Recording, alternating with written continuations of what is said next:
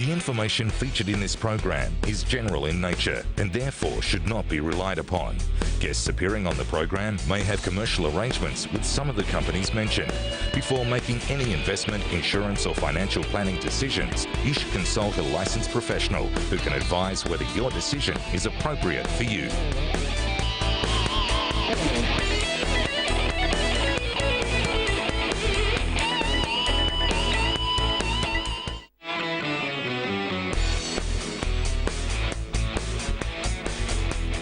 Hello and welcome to Your Money, Your Call. I'm Julia Lee from Bell Direct, and tonight on the show we'll be taking your calls on shares. So if you have a question for our phone lines, we are open, and please give us a call. The number's 1300 30 34 35, or you can always email us yourmoney@skynews.com.au.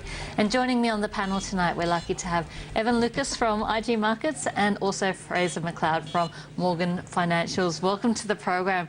I mean, it's a time when a lot of people are wondering what's going on, especially in terms of some of the darlings of the market and some of those stocks that have performed exceptionally well, performing, you know, greater than 100% share price appreciation over the past year. So, Evan, what do you think's going on? Yeah, Fraser and I were having a chat about this before we actually came on air. It's a really tough market at the moment. I think it's the way to sort of talk about it and maybe explain it. We are obviously, and what Julia's alluding to is what's going on in those tech-based and those information plays.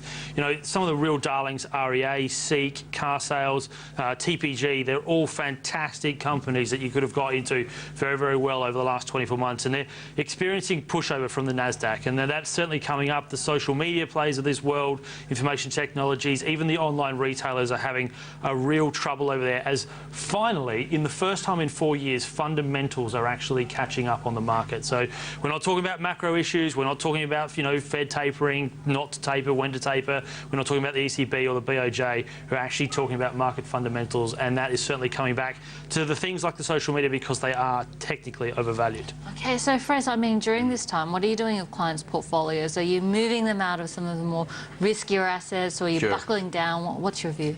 Well, certainly this week has been more of a scary week for some investors because, you know, the valuation on some tech US stocks has been coming off, and quite dramatically. There are two ways to look at this. You could say, well, I'm holding my BHP and my NAB and my Sydney airports, and who cares what happens to Facebook or the makers of some Candy Crush app. But I think it would be a bit more prudent to look at the market and thinking, well, we should pay attention. You're some of the big PE stocks from our market. Evan is right in saying stocks like Xero, the accountancy software firm that is yet to turn a profit. You know, they're down 32% over the last month. iProperty Group, again, they trade on about the dizzy heights of 63 times this year's earnings. Maybe if the earnings pop up, about 33 times next year's earnings. But, you know, they've lost 33% just in the past month as well. Realestate.com, people that would be a lot more familiar with that one, perhaps, it's down, what, 12, 13% just in the last month, and still trades on 40 times earnings. So a lot of the ones that maybe us value-based investors or growth at a reasonable price investors would have been a bit more wary over. Certainly, it looks to be D-Day for those stocks that are trading on D-Day, ouch. So just having a look, and you know, Xero as well as iProperty shares. I mean, both of these stocks are up still about 200% over the past year.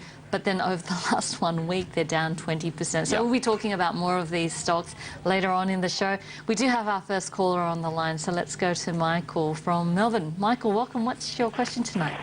Yeah, hi, panel. I'm calling about Resolute Mining. I'm interested in the gold sector. I saw the gold price bounced off the 1285 mark last week, and it looks like it's starting to gather momentum. Maybe does the panel have an opinion on RSG, please? Sure. I mean, that's a great question, because while the tech stocks have been absolutely slumping over the last couple of sessions, one bright spot on the market have been those gold miners. So we're just looking at Resolute Mining. It has bounced off what's been quite a low base for Resolute. And, you know, in terms of those gold stocks, technically sort of starting to look a little bit better. What's your view, Fraser? Look, I don't really watch the technicals, but you know, maybe the gold stocks would have a little pop up or a pop down, but the outlook for gold is catastrophic in my eyes. The gold is going to be moved on a couple of things, maybe three things. It's going to be moved on the US budget deficit. It's also going to be moved on perhaps political risk, and it's going to be moved on inflation happening in the US. Now, there is no inflation in the US, so that we can cross that one off. The US budget deficit is well under control. It's a third of what it was maybe 5 years ago. It's half of what it was 2 years ago, so that isn't going to give you any support. And political risk, well, maybe over the past month there has been some political risk. I don't see anyone really in 2014, 2015 buying gold for a store of value or to make this defensive play. I don't know why people regard gold as defensive plays, and certainly not gold stocks. So I'm still very negative on gold, and would not wish to be holding any gold equity, I'm afraid. So sorry to be so negative. Now, Resolute Mining, Evan, dividend yield of about 5%. Looking at operating cash costs around the $800 mark, all-in cash costs are just over the $1,000 mark. I think it was $1,070 during the last quarter. Would you be touching it at all? Yeah, look, okay, I'm a little bit different to Fraser. I know Fraser's position. We've had the discussion many times. Sure. I'm a little bit different on gold, and having a look at Resolute Mining, Julie's right, it does have a 5% yield. I will let you know this, it obviously has operations in Africa, so that always comes with risk. And I would probably, if I was going to talk to you about gold, probably look at Northern Star. Maybe it's got a lower cash cost sort of base. It's got much better assets, and they're much more tier one. I actually also think gold at the moment is a very interesting play if you are looking at it from a short term. And I do now look at things from a short term perspective, because I think in the market we're currently looking at long term is a little bit tough. And yes, fundamentally gold has a lot of things going against it, but I just feel gold had its chance to really push to about 1180, which was the year low, and it didn't get there over the last couple of weeks as we did move away from the Ukrainian issue. We also saw, you know, issues in China that could have really pushed it, and it held, and it's still holding around 1,300 US an ounce. Keep thinking about iron ore. Apologies for that. And I think therefore there is a pop coming, and I think you may see gold 1320, even as high as 1350, if we start to see, you know, Bank of Japan like they did today not moving, not much news coming out of the Fed as well, and even the ECB not moving as well on stimulus plans. That's all a little bit of strength for gold, and I think you may see on the short term some pops. It's a risky buy. I do understand why Resolute is attractive. I'd probably look at Northern Star, and I think if you want to do it on a short term idea, watch that gold spice. I think it is going to pop up. It will fall away over the rest of the year, and an 18-month view, I'm not as bad as Fraser, but I don't think it's there. I just think it's an interesting trade at the moment, because I think there is some value there. Okay, so a little bit of value in terms of those gold stocks, but it has been an extremely volatile ride, so not surprising that we're getting a little bit of difference in terms of opinions for Resolute Mining. RSG is the stock code there. Let's go to our next call. I've got Stephen on the line from Melbourne. Stephen, welcome. What's your question tonight? Hi, thanks for taking my call. I know we spoke about it a little bit in the introduction, but I was tracking Xero, and I had a buy price at $30. What do you guys think now? I mean, the charts aren't painting a very bright picture, and I thought there would be a good support level at 30, but it broke right through it today. Yep. Okay, so looking at Xero, of course, one of the more popular companies on the market, up over 200% over the last 52 weeks, down 20% over the past week, a roller coaster ride. I guess the big question is whether, you know, Xero is going to ride out what's being called a mini tech wreck at the moment. It does have about $210 million worth of cash. Of course, its chief executive, Rod Drury, is very confident that they can ride it out. And I guess their target market is the US. The key is going to be trying to knock over one of their competitors, which I think is going to be pretty hard to move into it. They have partnered up over in the US, hoping to crack that market, but still only about 36,000 customers over in the North American market. Yep. Australia is still its biggest market. It's got 284,000 total. And last week, I think, was the first time people have actually really got a chance to look at Xero for what it is. And this is a classic of, as you said, Stephen, at the start of what we talked about. It is the classic sort of overrun stock, and it is probably that. I mean, it's trading at 50 times revenue. And that is an amazing thing. So it came out with 94 million New Zealand dollars in their earnings last week, and it's valued on the Australian listing at 4.4 billion. So that is 50 times revenue, not earnings. Their earnings doubled in the negative. So Evan, all of that. In 5 years' time, are we still going to be talking about Xero? Well, this is the question, and I think the technology is there. The cloud technology, and that's what I've got to really sort of say to you about this. The cloud technology is amazing. It is an incredible product, and it has the ability to really branch into financial services in a big, big way. And clients love it. Yeah. And accountants love it. I was out with an accountant last weekend and who has just overturned his whole business model purely to use Xero. Yeah. And I think that will be happening everywhere. Let's be honest. It's living miles for dead, and it will be that kind of play. The issue is it's run ahead. I think really the question is how to get in the stock rather than when you should be selling the stock. How do you get in the stock? Where would you get in the stock? Sure. I mean, look, it's very, very hard to tell because they aren't really truly earning any money yet. But so it's going to trade more on news flow, and you really, on something like this, you want to be taking a 5-year view, taking a drip feed in view, so that you won't hurt yourself on maybe buying too much last month in comparison to this month. But a really exciting business, just more difficult to say as to you're not going to get this growth that could come to you at a reasonable price. You don't really know what that price is going to be. And I think what also you could probably take out of that is that yes, you bought in at $30. But there's an opportunity now to maybe average yourself down. Yeah, and they're almost as this binary outcome on Xero. Either it's going to be the most successful accountancy software in the world, or it's not. And, so who knows? Yeah. But I would back it. It's a 2 or 3 horse race, and they are well out in front. So it's the JV in the US helps. So it's a matter of price at the moment. I mean, a great product, but watch competition, because we know that great products are often copied as well in the tech sector. That it moves so quickly. Good evening to yourself, Julia, and the panel. Question about 2 stocks, if I may. CDB is the code, Condor Blanco Mines. Sure. Had a huge run up yesterday, or the day before, and it's come down.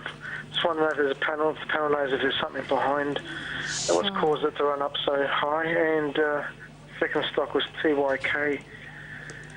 Okay, so Chain, what do they think of that? Sure, so having a look at 2 stocks there. Let's start off with Condor Blanco Mines, CBD's the stock code there. We've seen a very big run up on the 7th of April on the back of an announcement that the €10 million debt funding nearing completion.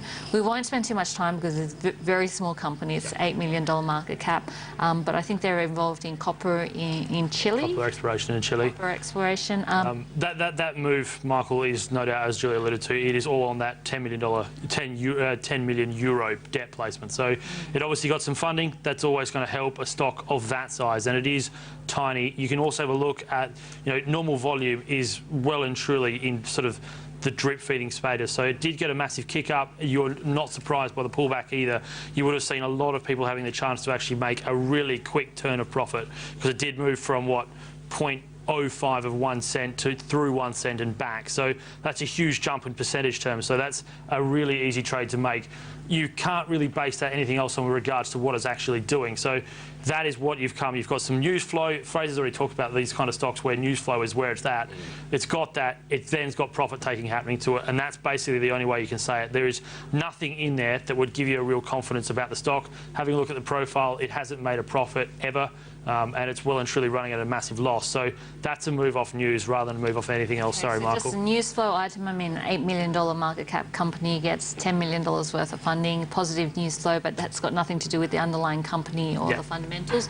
I mean, Fraser, just expanding this question out, and I know TYK was also a question that was asked, but in the current environment, these 2 are exploration companies.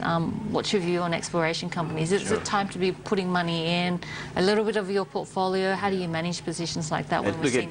It is difficult. The problem with many exploration companies is that they're news flow driven. I was talking to one of the directors of Toro Energy recently, and they're a small cap share. But they appreciate that the stock is a news flow driven stock, and for many months or years even, you might find that these small cap stocks tend to trade in with a very negative view around, and even a small amount of trading can have quite a big influence in terms of where the share price goes. So it depends on market conditions, company announcements, the more speculative nature of the stock itself. On exploration, well, you'd really need to look at the amount of cash that they are burning and size that up against on a monthly basis, and size that up against where a joint venture could really take off. So if there's little viable prospect of a joint venture, I probably wouldn't touch it. But there are some that can come through the other end, just not many. And I guess it helps if you have a look at the share register as well, and you've got some big backing. Absolutely, yeah. And that always helps as well. And of course, market sentiment. You see some of these smaller explorers being able to buck the trend on the back of some of the news flow and the drilling results, but most of them tend to move along with market sentiment. And it's been a tough time for explorators everywhere, and that's unfortunately going to be the case for a little while to come. So a bit of caution in this space. There will be one or two that buck the trend, but most of them will move together with the tide. Let's go to our next caller. We've got Frank on the line from the Gold Coast. Frank, welcome. What's your question tonight? Okay, good evening. I just had a call, just a question really more in general about the share market and how open it would be to manipulation. There's a few things that make me very sceptical about investing in the share market. For example, I'd be buying shares hoping that they went up in value because of profitability and dividends and future growth prospects of the company. But I understand that some people can actually make money when the share price falls. And I'm just wondering how that can be possible. Okay, so and are they gambling on the actual share market more like they would if it was a casino? That's the sort of impression I get. And then just on a second point, as a long-term vehicle for creating wealth, I'm just concerned that, for example, if I use the share market as my main vehicle for that purpose, when it comes to my turn to retire, if the same thing happens as what happened during the GFC and the All Ordinaries Index, for example, goes from nearly 7,000 to back down to 3,000, it would probably mean that my retirement nest egg would probably halve in value, and that means my retirement plans would be thrown up in the air. My standard of living would be greatly reduced. So I'd just like to hear some comments about that, those two main issues. Frank, I think, has some very good points that often, you know, if you look after the risks and the downside risks, you know, the profits sort of tend to look after themselves. And I think he's got a couple of key points. One is in relation to short selling, I believe. So when people make money from losing or shares falling on the market, and the other is from just general share market decline and general wealth decline. I guess a good example there is the Japanese stock market, you know, from the 1990s to the lows that we've seen. You know, we've seen asset deterioration of 80%. You know, how do you look at those risks and manage those risks, especially as you look towards retirement? So, Fraser, I might start off with you. Look, great question. You know, I hope you don't have too much of a negative view on the stock market, and certainly not in the stock market here in Australia. You know, the ASX and ASIC would be quite appalled if they thought that the regulation wasn't having an effect. So your question really is over two parts. First of all, over short selling, and then I would interpret your question really to talk more about, well, when would be the time to change asset class, and at what period should you be, or in terms of stage of life, should you be worried about having too much money in the stock market? Short selling, first of all, is a tool that's open to many investors. It's a more sophisticated thing to do, but it is also a valid thing to do. The regulation around short selling effectively means that it's not possible here in Australia to sell down a share willy-nilly. You have to be able to borrow the true underlying stock in order to take a short position in that stock. And that gives the whole market some degree of protection. Now, it's okay in some instances to take a view on a certain stock that you would like to sell in a sector, perhaps have a pairs trade. If you liked, for instance, Rio Tinto over Fortescue, you might take a sell position over Fortescue and short the stock and have a long position over Rio Tinto. Really just looking, it doesn't, to protect yourself, meaning that it's okay because I don't want to be exposed to the market risk, but I do wish to be exposed to the outperformance of Rio Tinto. I guess just bringing Evan into it. Yeah, and that's hedging. So what, and this is the thing, I think, Frank, you've obviously have had some unfortunate situation, and I agree with Fraser. This is also the question you've also got brought up there, is that it's not about being exposed to one area, and the equity market is one part of investing. And I know we've had a chat before, Fraser, about things like bonds as well. That's the other side to this. So there's all that. I think it's a very interesting question. It is a hedging tool that sometimes short selling comes into it. It is something that is a valid point. It is something that is actually part of your portfolio and can be used quite nicely. So don't be too concerned about it. It's not a casino. There is a valid point to doing all that. So just have a chat to an advisor. It may actually sort of allay some of your fears. And Frank, I guess the other thing to remember is that even short selling can be based off fundamentals. So it's those companies with weak fundamentals that are open to people making a profit when the shares go down. The other thing is during the global financial crisis, we did see short selling bans, and they really didn't slow down the selling that we saw in the actual shares because there was fundamental weakness in terms of the companies that were being sold down. So short selling, I think, another way to view the market so you can profit from either positive views on the market and go long, as most retail share investors do, or if you're negative on the stock and the fundamentals, then you can go short. So that's in regard to short selling. Well, I've got Warren on the line from Canberra. Warren, welcome to the show. What's your question tonight? Oh, hi, Julia. Hi, panel. Could I please get an opinion from the panel on two very different stocks? First is Cochlear, which seems to me to be sort of just drifting downwards at the moment, and the other is mining services company Braden, which looks as though it's bounced off a recent low and is about to hopefully turn around. Sure. So let's start off with Cochlear. We have seen pretty difficult time for Cochlear. Gold standard in terms of hearing implants, but of course since that recall that we've seen, just hasn't managed to get back up there. So, I mean... Competition as well. US competition's been a real issue for it. Look, the Nucleus 6 is supposed to be almost the white knight in terms of coming over that product recall from the N5. It is an unbelievable product, no doubt about it. Julia's right, it will be the gold standard once it finally really starts hitting the market. And the other issue is the fact that it's been delayed in hitting the market. So that's where it's at. If you want to look at also Warren, it is an interesting company. There's no doubt if you were a believer in Cochlear over the last 15, 20 years, you've done incredibly well.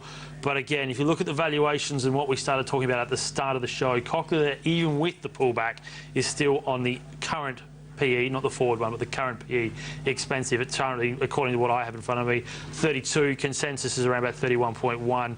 If you look at a forward month PE, it's still at 24 times at the best end. So that still could be seen as expensive. US dollar tailwinds haven't really helped, and it's still going through a transition period. It will come back. I'm not going to deny that. The Nucleus 6 is an unbelievable product. But all of those things at the moment are creating issues, and that's why Cochlear is under pressure. And it's all about Nucleus 6 for the second half. I mean, they haven't been able to get all the features through and approved in the US market, and that's what caused the underperformance. It is. Look, I like my Aussie listed US dollar earners, but I don't like Cochlear, and that really says something. So we are very cautious over the second half recovery. They do have this the new N6 product, but is it going to be a game changer? We don't think so. They also have increasing debt. The challenge for Cochlear is that, and they have fabulous products for humanity, but the challenge for Cochlear is that the earnings, the true earnings, lack visibility over the next couple of years. And you can see that through the dilutions. Look, if you were looking for a short idea, we talked about shorting before. I may even be tempted to short Cochlear. It's hard to see where the positive catalysts are going to come from. Perhaps they would be helped out by a strengthening US dollar, but just to bell in there, if you do have a look at the consensus price target of where Cochlear is, it's in the 40 handle. It's not in the 50 handle where it currently is. And it's what, 57.24. So still possible. Our valuation on the stock is $47. There you go. So that's Cochlear. Bradkin, just very quickly, we might try and get this chart up because it was a question on the bounce that we've just recently seen just around that $4 mark to the $4.50 mark. Is it going to continue? We've only got about 30 seconds. What do you think, Evan? Look, Bradkin, as with all those mining services spaces, are under pressure because of what is going on in the mining space. It was one of the better plays until it came out with some pretty horror downgrades at the end of last year, and then some fairly horrible numbers when it came to first half numbers. Could be a technical pop, and I know I've got a short period of time, but fundamentally you've still got pressure there. And Fraser, I mean, the order book suggests that maybe a second half turnaround. What do you think? Yeah, if you believe in the cyclical upswing and the more real service engineering companies, then like Bradkin, then perhaps it would be a decent way to play it. They are very sensitive to engineering demand, so the order book can also change. I would be tempted, but it's a speculative play. Okay, so tempting but speculative. And we have Michael calling calling in from Sydney. Michael, welcome to the show. What's your question tonight? Yeah, thanks for taking my call. My question is on Credit Corp, CCP. Just had a look at the financials, and it's got a great return on equity of 24%. Its profit after tax is up, I think, 18%. Its earnings per share has increased the last 6 years, and it's trading on, I think, a forward PE of 10. I've been dipping my toe in at this level. Is it a good buy at the moment? Okay, so having a look at Credit Corp. Now, this is one of those companies that did fantastically well throughout the global financial crisis. They buy debt and then they try and recover that debt. And I always talk to my friend who's a lawyer in insolvency, and I ask him how business is, and he reckons business is going really well at the moment. Looking at Credit Corp, though, the fundamentals look relatively cheap on a PE ratio of 10, especially compared to some of those tech stocks we've been talking about tonight. Fraser, what do you think? Yeah, they do. Look, I don't follow the stock, and I've never bought it, I have to say, but if the fundamentals do look quite sound and you do believe in the management, have a look at the company website and their presentations, and maybe even see if you can meet the management at an AGM. Buying companies that deal in distressed assets is perhaps, if you believe in the cyclical upswing, you would, in theory, you would believe that perhaps the business side would be getting a little bit harder for them, and this GFC style of business failure would not perpetually go on. So that would be my only caution. As long as they are good money managers and know their business well, and operationally they've got a good track record behind them, then maybe worth looking at. Okay, so Credit Corp, I'm having a look at some of these numbers from their last half-year result. Revenue up 25%, net profit up by 18%. EPS growth, really good EPS. Yeah, their core business doing well. Their lending business, they've got a lending business now, which is about 30% of the business, and that's expected to make interesting a profit also, Michael, if you have a look at, and I've decided to do it a little bit different, I'm looking at it from a technical point of view and having a look at the retracements. Very clear that if you have a look at from the low to high with regards to what happened at that low, that really big dip that we saw back in December 2012 to the top of their market, which they had in around about August, September last year. They're jumping between 38.5 to the 50% mark quite neatly. So $8.48 up to $8.90. It's been stuck in that now pretty much for all of March and April. So I think there's an idea there that if you did want to keep dipping your toe in, have a look at that 38.2% retracement level, which is about $8.48, $8.50. It does suggest that it's getting really good support there. So you did say you were dipping your toe in. Do you keep adding to it? Look, the earnings and the fundamentals are there. That may be your level that you can think about, is that sort of technical pickup, because it does look like it doesn't want to go below that $8.50 mark. It's where it's well held, and you can go back to December last year. That was also where it tested and again bounced back up. So that's an interesting perspective maybe to have a look at, John, is having a look at that technical level. $8.48 is that 38.2 retracement level. Okay, so looking at the ranges, and if you're playing the ranges, well, maybe this time's a good time to be looking at Credit Corp, because it does look like it's at the bottom of the range. Just remember to put your stop losses in there as well. Let's go to our next caller. I've got John on the line from Brisbane. John, welcome to the show. What's your question tonight? Hi, Julia. How are you? Good. How are you doing? Yeah, great. Look, I'm a Cube shareholder, and today we've just been offered a part of their share purchase plan where we can buy up to 15 grand's worth of shares at $2.12. So I was just ringing to see what everyone's opinion might be of whether we should take it up or not. Sure. So share purchase plan, $2.12. The shares finished at $2.17 today. I think it's to pay for a number of things that are going on. I think one of the most exciting things is that it's going into the grain handling business. Yep. So looking at having that operational by FY16. But I guess the thing with Cubes is it doesn't have the scale of some of its competitors. It's never going to get up to the size of the likes of Patrick's. Is this one that you would back? Would you be buying into the share purchase plan? What do you think, Evan?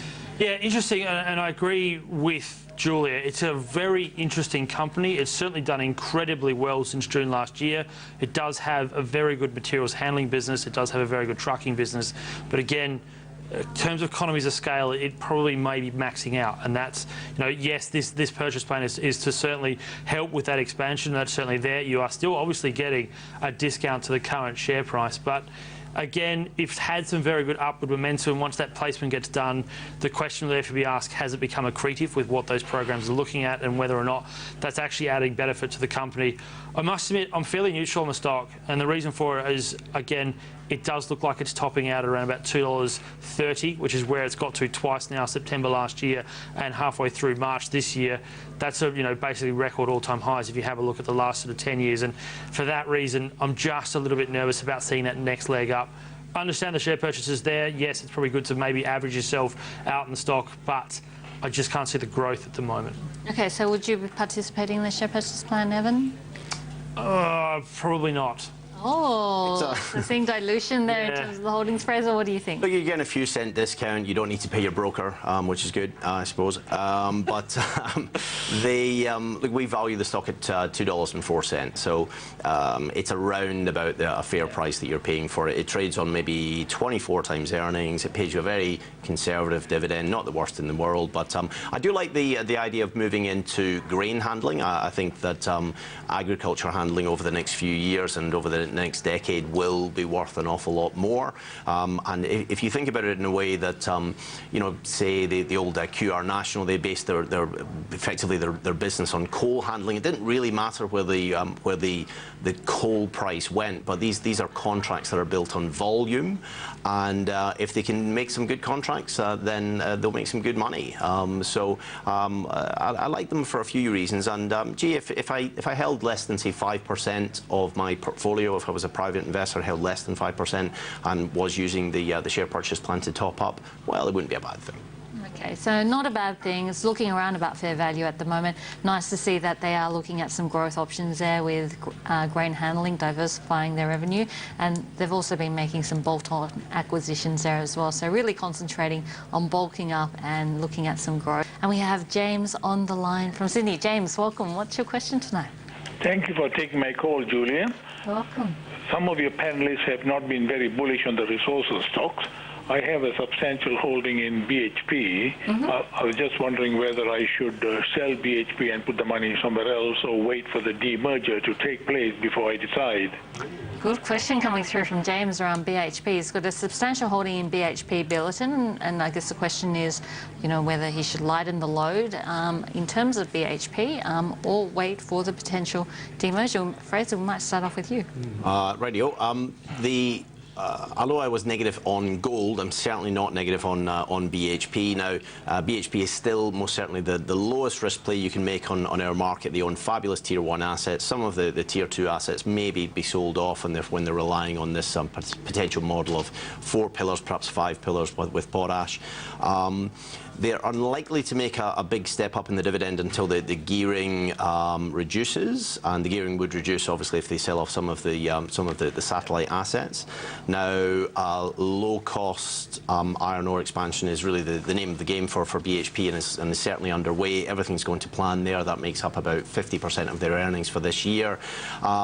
This year, it's really all about bedding down and sweating the assets, lowering the costs, which they've managed to do. There was a little mini stimulus a couple of weeks ago from China, and that underlines the BHP share price and provides some support. So no, I wouldn't be selling BHP. I would be buying BHP. It's a great core holding, and a great way to play the continued demand for bulk commodities. They're a great low risk producer. It's very hard to stake the argument to sell BHP, so I just wouldn't do it. The only risk around them may be the bedding in of the Canadian potash and some of the US assets that they bought over the past couple of years, but I love the stock. Love BHP, so that sounds like a no from Fraser. How about you, Evan? Fraser and I are completely on the same view here, and again, I think the other thing that Fraser alluded to was the fact that the other thing about them is that 4-pillar strength, and you've got to also remember the iron ore numbers that are coming out of BHP now are at record highs, but you have seen infrastructure spending in China increasing over the last 4 weeks. So all of that media talk you're hearing about, the breakdown in China, the slowdown in China, is certainly not as bad as I think what you're starting to hear. Have a look at the iron ore price. It's completely moved that route we saw in March. So BHP breaks even on the iron ore at $38. So you are talking about a huge profit numbers in terms of what they do at the current levels. And then we haven't even talked about petroleum. And Andrew Mackenzie is a very shrewd operator. He certainly points to Eagle Forge and how Eagle Forge is going. It is in the most unbelievable part of the US that they believe has decades. And that's, I think, what Fraser also alluded to. BHP's a decade player. But I guess the other question is, you know, James talked about it being such a big percentage of his portfolio. Yep. It sounds like he's looking to offload. When does he offload? Yeah, and that is always the question. And I think you can see BHP over the last 3 years probably, $30 and $40. That is the range. So if you do start to see BHP coming up on 38.5, 39, if you wanted to reduce your position, that'd be the price. But again, I'm with Fraser. It's very hard to find reasons to really push out of BHP, because the question I'd then probably put to you is that where do you take it? Do you go to cash? I wouldn't. There's no way you're going to be getting... You may see interest rates up a little bit this year, maybe 25 basis points, but that's not enough to really excite you back into the cash market. So be aware of that, and that's what I would say. It's a fantastic company, and it is got an incredible diversification. It's a great company, some things to think about in terms of pricing if you are looking at portfolio management. And we do now have an email here. So let's go to an email here from Leslie. And Leslie writes, can the panel provide their thoughts on car sales, please? Does it present value at current prices given the pullback? Another stock that's done well over the years, over the past year, a very moderate performance with a return of 20%. But over the last month, the shares are down 9%. So is it a buying opportunity here, Fraser? What do you think? Look, the Morgan's analyst looks at car sales and looks at the growth that will come from many years in front, and we value the stock at $12.17. For me personally, I try and buy that growth at a more reasonable price. At the moment, it's trading on about 27 times earnings, maybe 23 times next year's earnings. There is a little bit of dividend support in the stock, so it's not one of these extreme PE plays.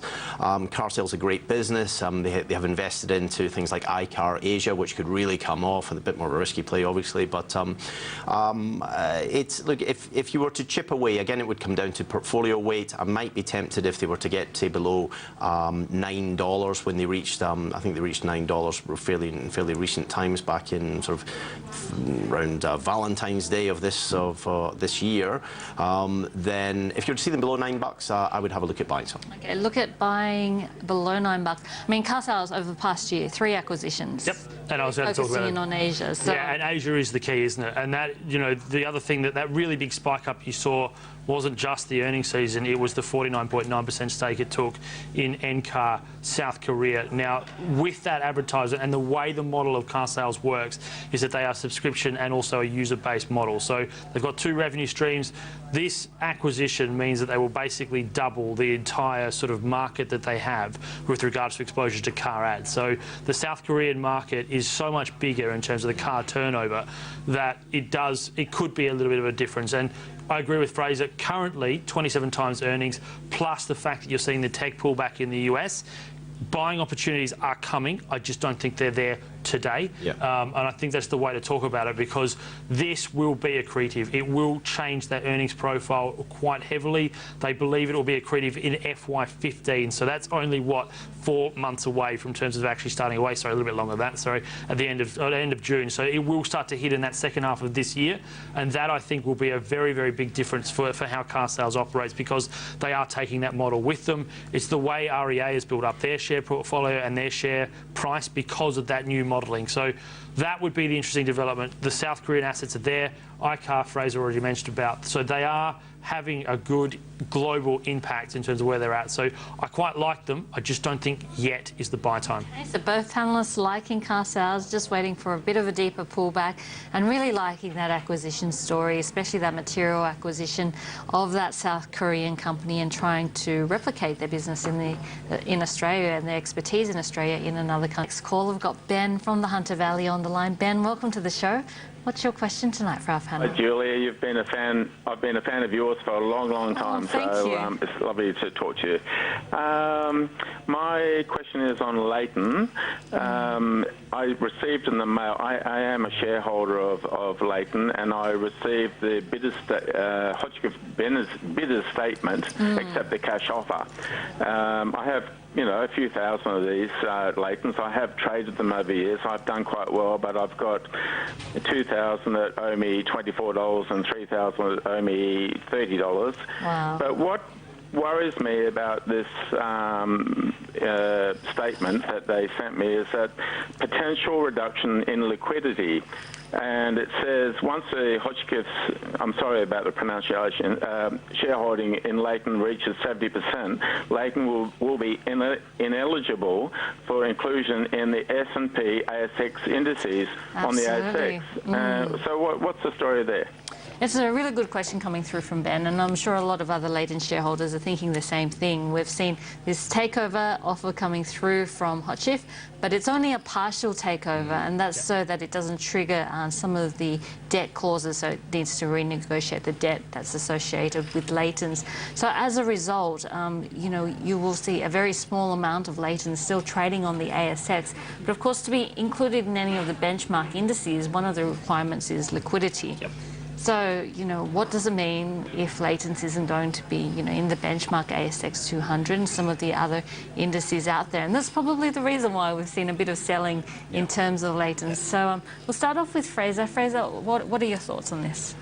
Sure. The Hotchkiss, they only bid, I think, for 37% of the company and not 100%. So the challenge is really what to do if liquidity does become a little bit less. Now, you always want to be able, with any investment, it's only worth as much as someone else is going to be willing to pay you for it. So it becomes quite difficult if liquidity does dry up and you're holding a lot of the stock. What are they worth? Look, I think it's a fair price. I would probably take it. I think there's better places to be. Maybe think of it that way. If you were a forced buyer or seller of the stock, and then look at others, and you were a forced buyer or seller. The construction and contract mining that they do, at one point over the past couple of years, it looks as if they would have to be looking under the cushions for some more money. And the market has been negative on the whole sector. They were having trouble in getting money from their customers. If you are looking, a nice swap may be to look at a company with less problems and less issues. Maybe just take them up and sell your stock and move into something like Lendlease, which is a better developer. I don't think there's any arguments from most people out there. Take up the offer. $22.50, good price for Leighton's, way above where they're trading at the moment. The question is, what do you do with the remaining stake? Because it's a partial offer, 3 for 8. Yeah, it is. Yep. So do you then go and sell the issue? Yeah, the issue that comes with this, and this is why it drops out of the 200, is because Hotchkiss at the end of this placement will end up having almost 74% of the company. So the issue, therefore, is that's where the liquidity goes. The other thing you've got to remember is that once it drops out of the 200, the fund managers that have it have to drop it off as well. So there will be a spike in liquidity as the fund managers dump out, and you can probably see that they're already in the process of doing that because of what's happening. And judging by what you've heard coming from Hotchkiss, and particularly its biggest shareholder, which is ACS, which is the Spanish infrastructure giant, they are driving this quite heavily. They want this to happen, and they're going to find a way it to happen. So, unfortunately, Ben, I think you're going to be in a situation where you may have to take a loss here, and it's not necessarily a bad thing. I know it's hard to take, but I would agree it's $22.50 plus that extra dividend they're going to give you on top. That looks fair value, and most people see that as fair value. They talk about work in terms of what they've got in work on hand. There's 42 billion. All that's all well and good, but their cash flow is horrible, and that I think is another thing to be aware of. So you can have all that work on hand and work on the books, but the cash flow is terrible. They've got also legal problems coming. So no doubt Iraq and also Indonesia should be on your radar as well for where it's at. So I'm very nervous around Leighton's. The Hotchkiss and, as I said, ACS want this really badly. Takes them up to 74%, which means liquidity isn't there. And unfortunately, you're going to be basically pulled along by that and what happens there. So if it was me, I would also take the deal and then try and drip feed yourself out of the rest of the retaining stuff that you have. Okay, so sell the shares and then sell out of the rest. I guess the other thing to look at, though, is that, you know, the key reason why Hot Chip isn't making a 100% takeover offer is because of that debt. And if you're willing to wait long enough, the probability is that at some stage they'll look at mopping up those shares that they don't have and delisting from the marketplace. How long Question is how long do you want to wait? Most people don't want to wait, so sell into that particular bid and then selling the rest of the holdings because of the liquidity issues. And that's all we have time for today. Thanks so much to our guests tonight, Evan Lucas from IG Markets and also Fraser McLeod from Morgan Financials, and to you, our viewers, for all your calls and your emails. Until next week, I'm Julia Lee from Bell Direct. Thanks for your company. Have a great night. The information featured in this program is general in nature and therefore should not be relied upon. Guests appearing on the program may have commercial arrangements with some of the companies mentioned. Before making any investment, insurance or financial planning decisions, you should consult a licensed professional who can advise whether your decision is appropriate for you.